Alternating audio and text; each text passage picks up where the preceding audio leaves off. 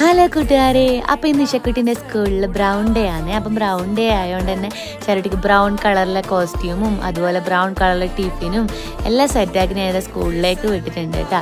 സ്കൂളിൽ നിന്ന് brown day ആയതുകൊണ്ട് തന്നെ വേറെ വഴിയിലേക്ക് കൂടി കേട്ടോ ഇവർ സ്കൂളിലേക്ക് പോയേ. അങ്ങനെ ബ്രൗൺ ഡേ എല്ലാം സെലിബ്രേറ്റ് ചെയ്തിട്ട് ചാരുട്ടി വരുന്നുണ്ട്. എന്തൊക്കെയോ പറഞ്ഞുകൊണ്ട് കേട്ടോ വരുന്നത്.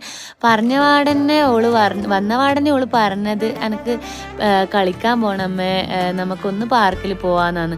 നമ്മളെ മക്കൾ കുറേ നേരം കാണാണ്ട് എന്നിട്ട് അവർ വന്നപാട് എന്തെങ്കിലും പറയുമ്പോൾ അതിന് നമുക്ക് എതിർത്ത് പറയാനൊന്നും തോന്നൂല അല്ലേ. അങ്ങനെ ചാരുട്ടിനെയും കൂട്ടി കുറേ സമയം പാർക്കിൽ സ്പെൻഡ് ചെയ്തു കേട്ടോ. ചാരുവും മിക്കും കുറേ കുട്ടികളുണ്ടായിനെ. അപ്പോൾ അവരെല്ലാം കൂട്ടി കളിച്ചിട്ട് നമ്മൾ നേരെ അമ്പലത്തിലേക്ക് പോയി കേട്ടോ.